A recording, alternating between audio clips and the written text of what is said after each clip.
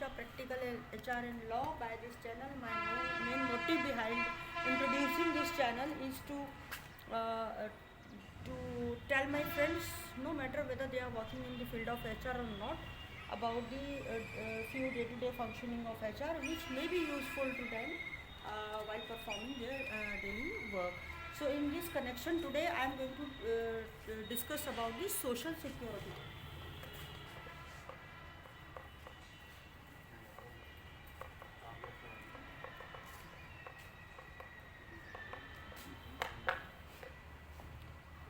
Friend, this is a very important topic because this is concerned with each and every human being, right? We are the human being and we may meet with any emergency during any time of life. For to meet that challenge, we need some good finance and good services. You know, suppose if one person becomes sick suddenly, what does he need? He need medical aid, sometimes insurance aid, because every time everybody has not enough money. So social security is what? Suppose there is raining outside, what we generally do, we used to carry one umbrella, and so that we cannot be much affected wet by the water. So in this way, social security is what? Social security are few measures which are really governed by the Indian government and which are being implemented or provided by certain laws, labor laws. So number one security is the provident fund. PF is what? Friends, as you know very well, many of my friends, they are working in the corporate sector. Okay, right, and here their basic plus DA is 15,000 per month. They are the member of Provident Fund. Under this fund scheme, 12% of earned basic of employee. Okay, and 3.67% of employer, which goes to PF, right? This 12% of employee, 3.67% of employer, every month 12% is deducted from the employee's total earned salary. Apart from this, 3.67 contribution is being made by the employer, and this amount goes to PF in the form of a chalan. What are the benefits of PF? Number one, tax rebate. So under Income Tax Act section 80C, this amount is exempted from the income tax. The maximum value of this amount can be 1.5 lakh. And the next benefit is the retirement benefit.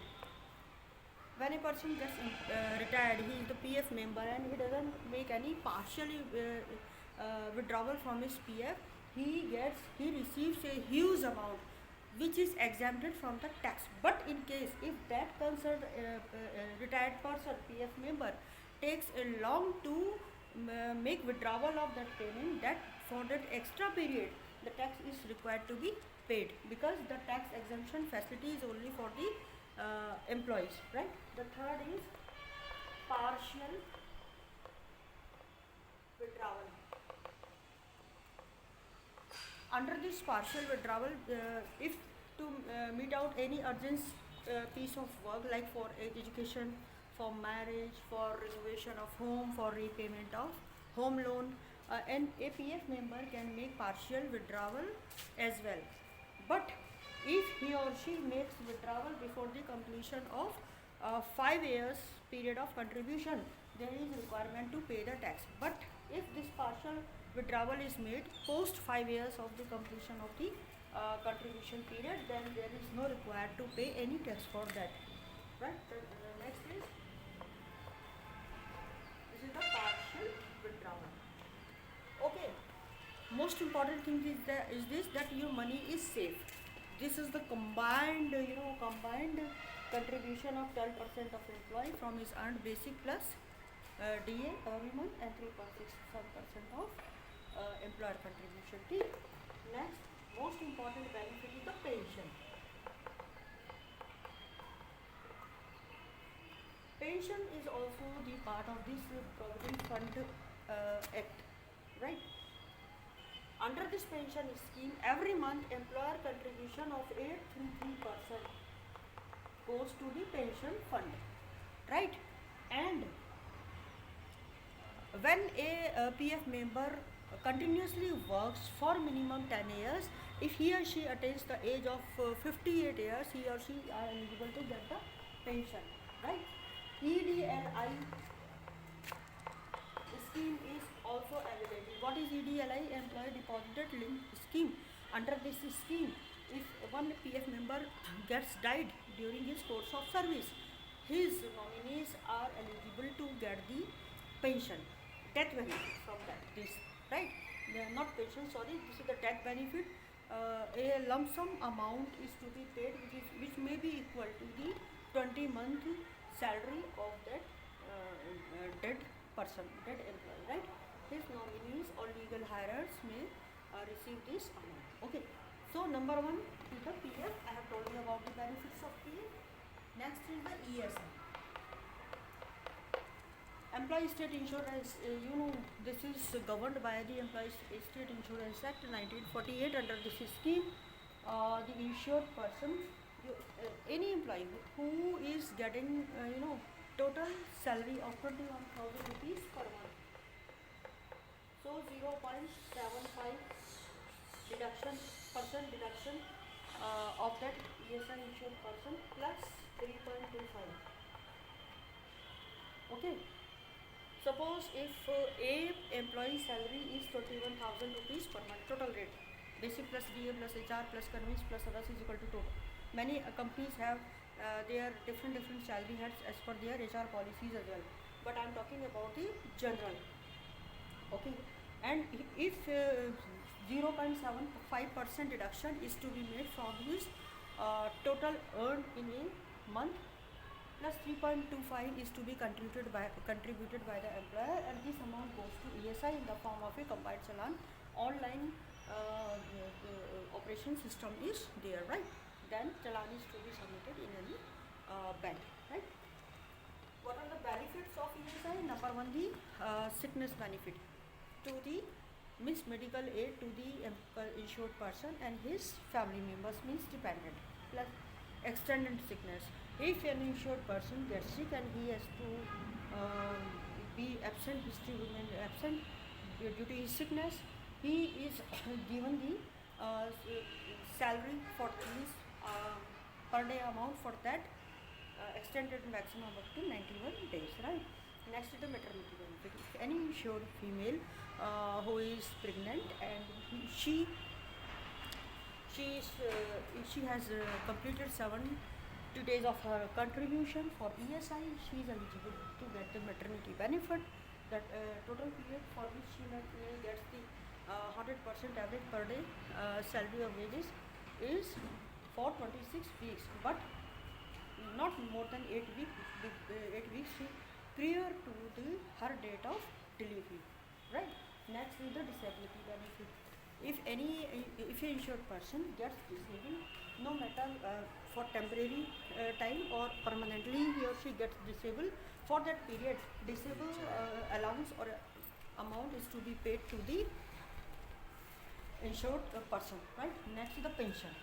If during the course of work any employee gets died, any insured person gets died, he or she is provided the pension as per the ESI scheme. Pension is to be paid into three parts. One is to the spouse, second is to the children, third is to the parents, right? Next is the extended benefit. Okay, for rehabilitation benefit, in case if a insured person gets disabled, he used to get the rehabilitation benefits from ESI. Besides all these benefits, if an insured person gets died, his funeral expenses are to be paid maximum up to 15,000 per month by the ESI. Okay, right? So these are the benefits of ESI.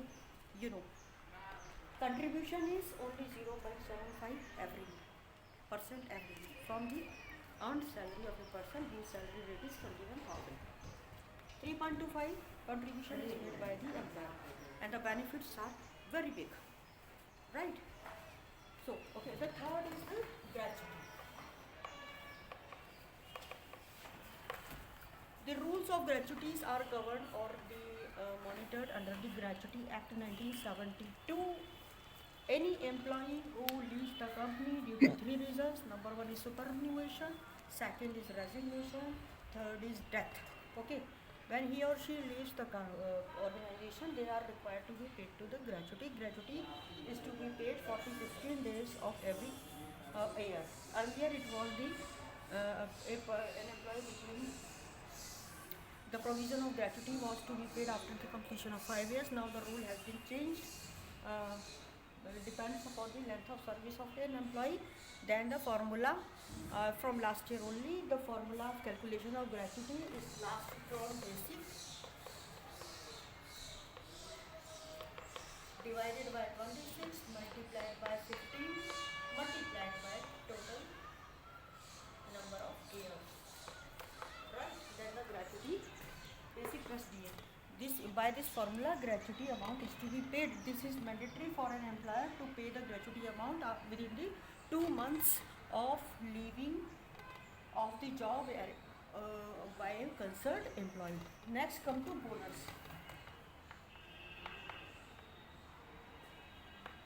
Bonus, as you know very well, that if an employee whose salary range ceiling is up to 21,000 are eligible to get a bonus, that is from 8.33% to the 20% maximum. The period of bonus is from 1st April to 31st December, and in any company where 30 or more persons they do work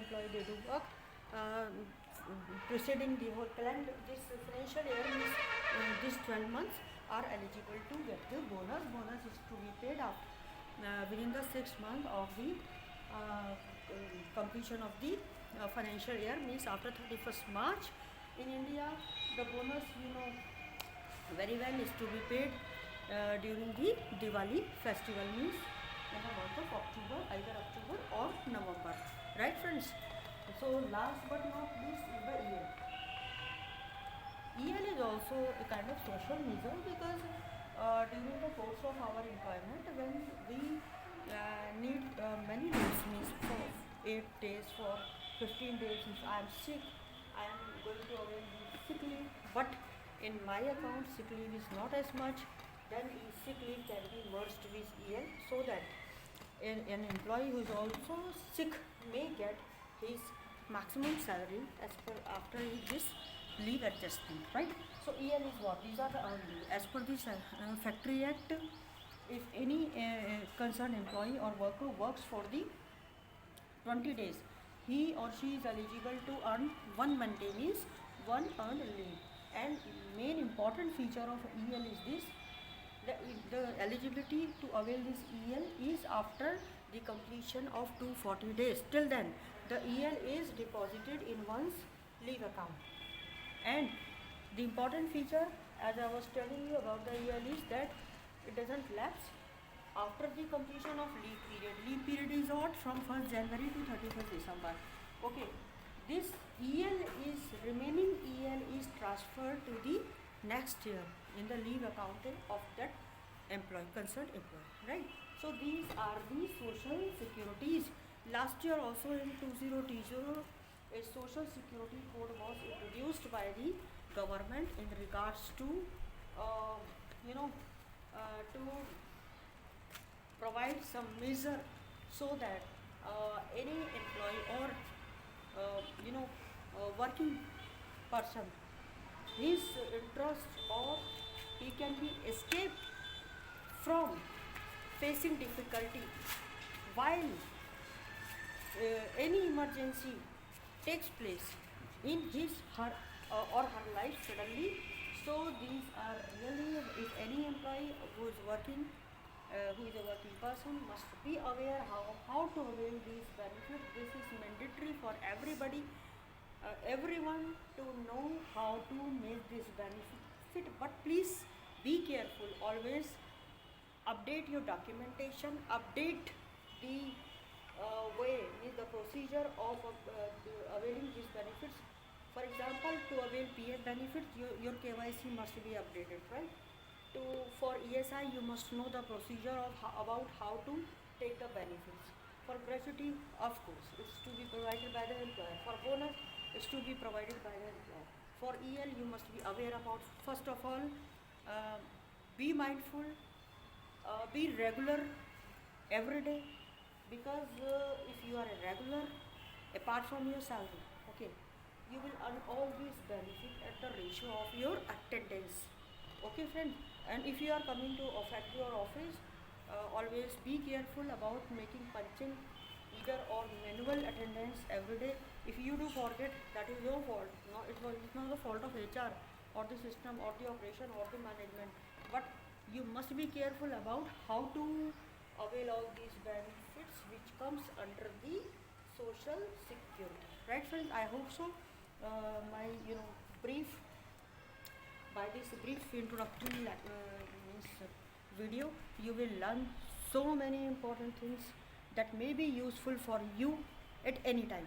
Okay, friends, if really do like my hard work, you may subscribe my channel. This is named San Ganesha Practical Channel Law. I'm a professional, but apart from my profession, I'm working this because I would like to extend my helping hands to the concerned employees or the person, because when I do work in HR, I do really realize that many of the employees, they're not aware about even how to make benefit from the ESI. So this is my additional help to them so that they may take benefit from this. Thank you. Thanks for watching my video. Thank you.